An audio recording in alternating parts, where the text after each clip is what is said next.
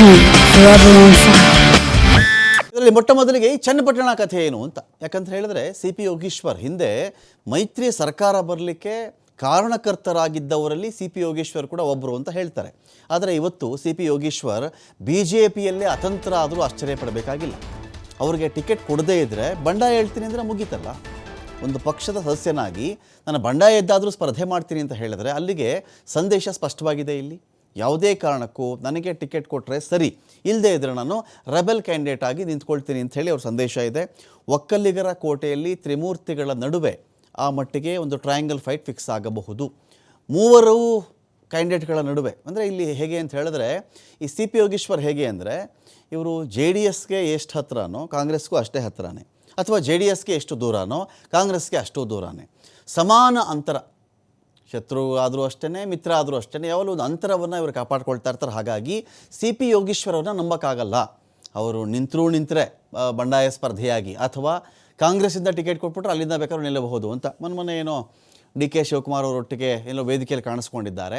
ಹಾಗಾಗಿ ಆ ಥರದ್ದು ಕೂಡ ಒಂದು ಗುಸುಗುಸು ಇದೆ. ಸಿ ಪಿ ಯೋಗೀಶ್ವರ್ ಕಾಂಗ್ರೆಸ್ಸಿಂದ ನಿಂತರೂ ಕೂಡ ಆಶ್ಚರ್ಯ ಇಲ್ಲ ಅಂಥೇಳಿ, ಅಥವಾ ಬಂಡಾಯ ನಿಂತರೂ ಕೂಡ ಆಶ್ಚರ್ಯ ಇಲ್ಲ ಅಂಥೇಳಿ. ಇದರ ನಡುವೆ ಕುಮಾರಸ್ವಾಮಿ ಅವರಿಗೆ ಟೆನ್ಷನ್ ಏನು ಅಂತ ಹೇಳಿದ್ರೆ ತಮ್ಮ ಮಗ ನಿಖಿಲ್ ಕುಮಾರಸ್ವಾಮಿ ಅವರಿಗೆ ಚನ್ನಪಟ್ಟಣವನ್ನು ಹದ ಮಾಡ್ತಾ ಇದ್ದಾರೆ. ಕುಮಾರಸ್ವಾಮಿ ಅವರ ಲಾಜಿಕನ್ನು ಕೂಡ ನಾವು ಅಲ್ಲಗಳೆಯೋಕ್ಕಾಗಲ್ಲ. ಅವರ ಒಂದು ತರ್ಕದಲ್ಲೂ ಕೂಡ ಅರ್ಥ ಇದೆ. ನಂದೇ ಕ್ಷೇತ್ರ ರೀ, ಇದು ಕ್ಷೇತ್ರನೇ ನಂದಿದು, ನಾನೇ ಎಮ್ ಎಲ್ ಎ ಆಗಿದ್ದವನು. ಜನ ಇಲ್ಲಿ ದಳಕ್ಕೆ ಓಟ್ ಹಾಕಿದ್ರಪ್ಪ, ಆಯಿತು ದಳಕ್ಕೆ ಓಟ್ ಹಾಕಿದ್ರು, ಎಮ್ ಎಲ್ ಎ ಆಗಿದ್ದೆ.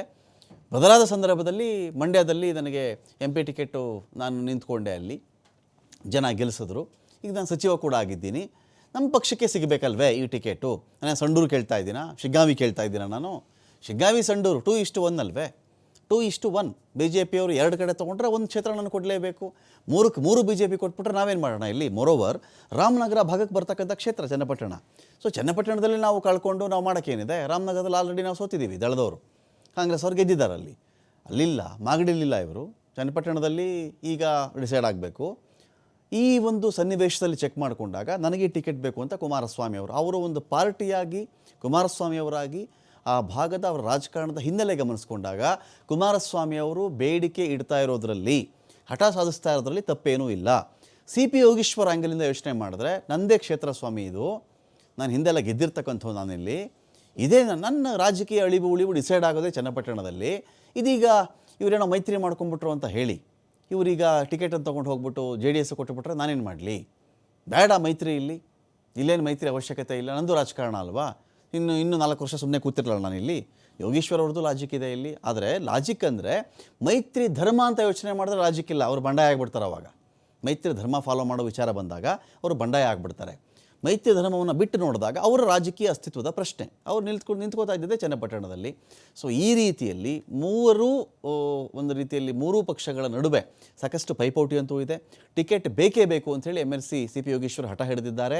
ಮಗ ನಿಖಿಲ್ಗೆ ನೆಲೆ ಕಲ್ಪಿಸಬೇಕು ಅಂಥೇಳಿ ಕುಮಾರಸ್ವಾಮಿ ಅವರು ಒಂದು ಕಡೆ ಒದ್ದಾಡ್ತಾ ಇದ್ದಾರೆ. ಇವರಿಬ್ಬರ ನಡುವೆ ರಾಮನಗರ ತೊಗೊಂಡಿದ್ದೀನಿ ನಾನು, ಈ ಚನ್ನಪಟ್ಟಣವನ್ನು ನಾನು ಯಾಕೆ ಬಿಡಲಿ ಅಂಥೇಳಿ ಅಲ್ಲಿ ಸುರೇಶ್ ಅವ್ರನ್ನ ನಿಲ್ಲಿಸ್ತಾರೋ, ಬೇರೆಯವ್ರನ್ನ ನಿಲ್ಲಿಸ್ತಾರೋ, ಡಿ ಕೆ ಶಿವಕುಮಾರ್ ಅವರೇ ನಿಂತ್ಕೊಳ್ತಾರೋ, ಕಾರ್ಯಕರ್ತನ ಟಿಕೆಟ್ ಕೊಡ್ತಾರೋ ಗೊತ್ತಿಲ್ಲ. ಆದರೆ ಹೇಳೋಕ್ಕೂ ಬರೋಲ್ಲ. ಯೋಗೀಶ್ವರನ್ನ ಕರ್ಕೊಂಡ್ಬಂದು ಟಿಕೆಟ್ ಕೊಟ್ಟರು ಕೂಡ ಆಶ್ಚರ್ಯ ಇಲ್ಲ.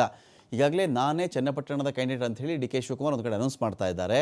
ಟಿಕೆಟ್ ಸಿಕ್ಕಿಲ್ಲ ಅಂದರೆ ಬಂಡಾಯದ ಸುಳಿವನ್ನು ಸಿ ಪಿ ಯೋಗೀಶ್ವರ್ ಕೊಟ್ಟಿದ್ದಾರೆ ಒಂದು ಕಡೆ.